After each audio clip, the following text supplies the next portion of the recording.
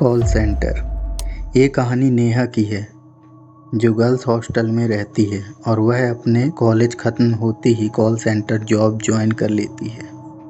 नेहा अपनी नई जॉब के लिए बहुत उत्साहित है।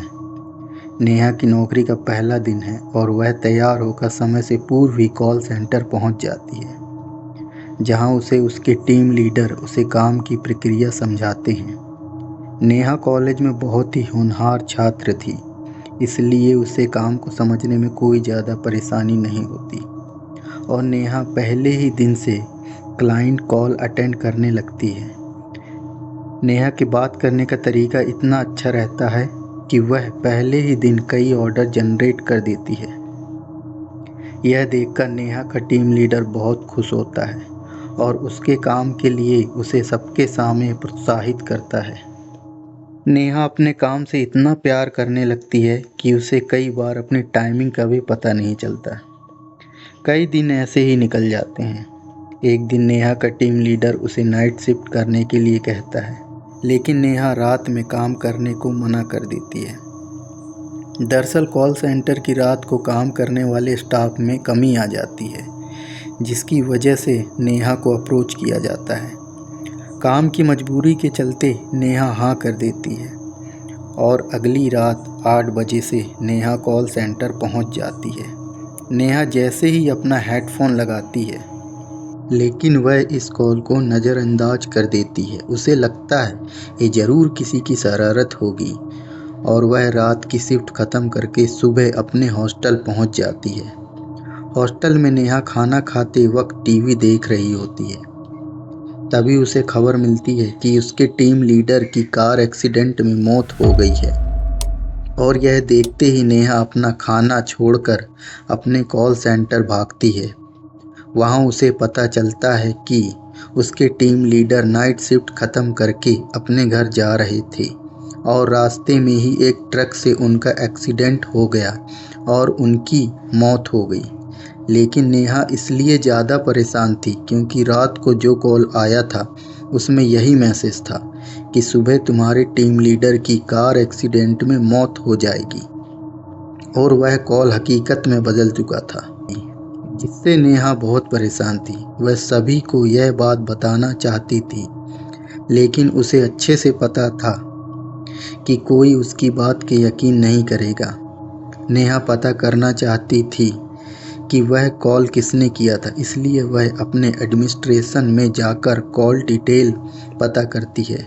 लेकिन जिस समय नेहा को कॉल आया उस समय का कोई भी रिकॉर्ड मौजूद नहीं होता। इसका मतलब उस समय किसी क्लाइंट का कॉल नेहा को नहीं आया था।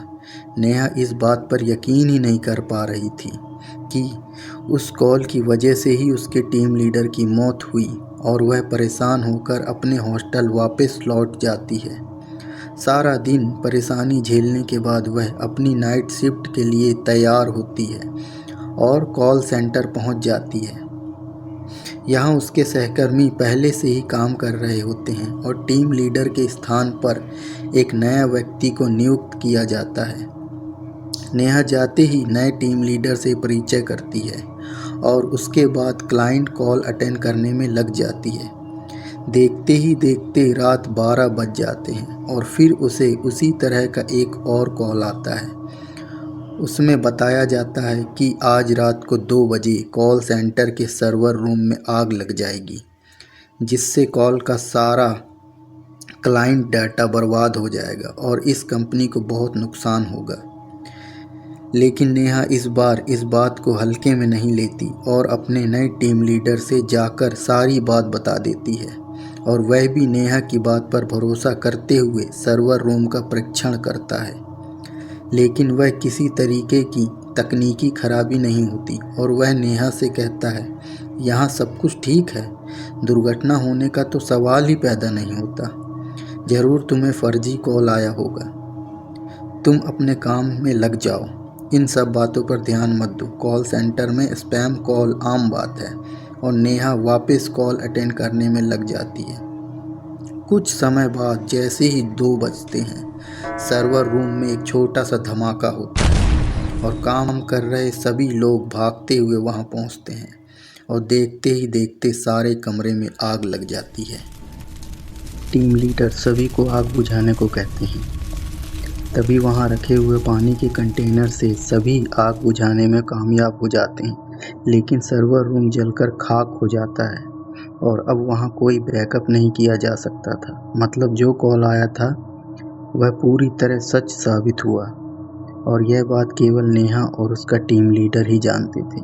नेहा का टीम लीडर उसे अपने चैम्बर में बुलाता है और नेहा से पूछता है, तुम्हें ऐसे कॉल कब से आ रहे हैं? नेहा कहती है, जिस दिन से मेरे काम की शिफ्ट चेंज हुई है उसी रात 12 बजे पहले कॉल आया था, लेकिन मैंने उस कॉल को ज़्यादा महत्व नहीं दिया था और जब उस कॉल में बताई गई बात सच हो गई तो मैं दूसरी कॉल आते ही आपके पास आ गई और यह घटना भी सच हो गई। टीम लीडर ने नेहा के साथ मिलकर योजना बनाता है और अगली रात 12 बजे की कॉल के लिए दोनों तैयार होते हैं, जिसमें एक ही कॉल को सुनने के लिए 2 अलग-अलग हेडफोन्स कनेक्ट करते हैं।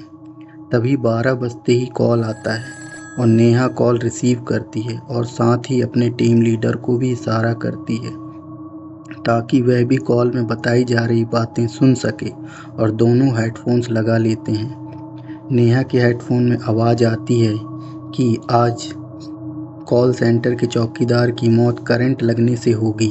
तभी नेहा डर की वजह से हेडफोन निकाल देती है और टीम लीडर के चैम्बर में भागती हुई जाती है और कहती है, सर सुना आपने? आज हमारे कॉल सेंटर के चौकीदार की मौत होने वाली है। लेकिन ताज्जुब की बात तो यह है कि टीम लीडर को कोई आवाज़ सुनाई नहीं देती और उसके हिसाब से नेहा को भी कोई कॉल नहीं आया था, क्योंकि ट्रैकिंग डिवाइस में किसी कॉल की पुष्टि नहीं हो रही थी। लेकिन टीम लीडर नेहा की बात पर यकीन करने लगता था और इसलिए वह नेहा की बात मान लेता है और तभी वह कॉल सेंटर के सिक्योरिटी स्टाफ को बुलाता है और उसे पता चलता है कि एक बहुत पुरानी कर्मचारी जो आज ड्यूटी पर नहीं आए, शायद उनकी तबीयत कुछ ठीक नहीं है। टीम लीडर आए हुए सुरक्षा कर्मियों को केवल आज रात की इलेक्ट्रॉनिक सेटअप से दूर रहने का ऑर्डर देता है ताकि कोई करंट लगने से ना मारा जाए। सारी रात गुजर जाती है, नेहा की जान में जान आती है और वह टीम लीडर से कहती है, सर हमने अपने सुरक्षा कर्मियों को बचा लिया। लेकिन तभी टीम लीडर के मोबाइल में मैसेज आता है, आज रात को वह सुरक्षाकर्मी करंट लगने से मर गया जिसने छुट्टी ले रखी थी। टीम लीडर परेशान हो जाता है और नेहा से कहता है, हमें इन हत्याओं का कारण जानना होगा क्योंकि हमारे कॉल सेंटर में लगातार ये हादसे हो रहे हैं और सिर्फ तुम्हें ही इसकी जानकारी क्यों मिल रही है। तभी दोनों कॉल सेंटर का इतिहास जानने की कोशिश करते हैं और पुराने कर्मचारियों से संपर्क बनाते हैं।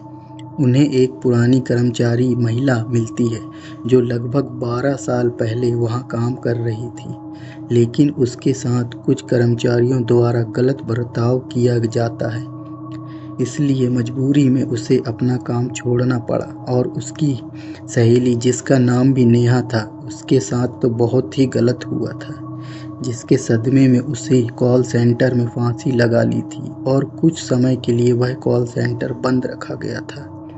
नेहा की टीम लीडर को अब सारी बात समझ में आने लगती है और उसे एहसास होने लगता है कि वह लड़की नेहा से संपर्क बना रही है क्योंकि वह नेहा में ही अपने आप को ढूंढ रही थी।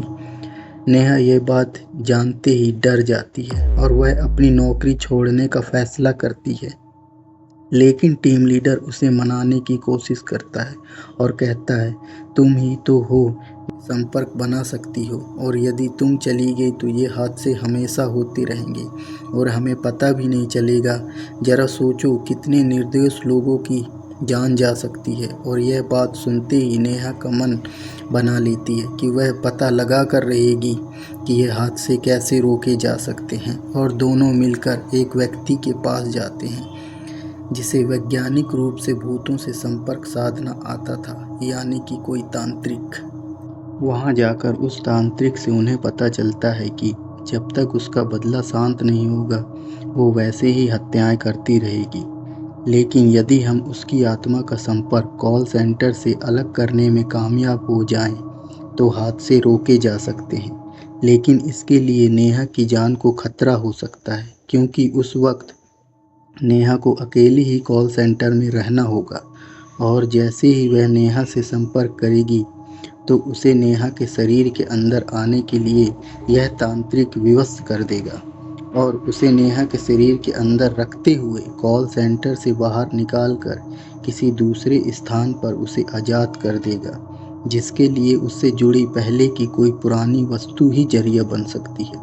और अधिक जानकारी जुटाने से उन्हें पता चलता है कि वह हेडफोन जो नेहा इस्तेमाल करती थी उसे वह लड़की भी इस्तेमाल किया करती थी, लेकिन यह कार्य गुप्त तरीके से किया जाना था, क्योंकि वहाँ लोगों के होने से असफल होने का खतरा था। टीम लीडर सभी स्टाफ को छुट्टी दे देते हैं और तीनों मिलकर योजना को अंजाम देने के लिए कॉल सेंटर पहुंच जाते हैं।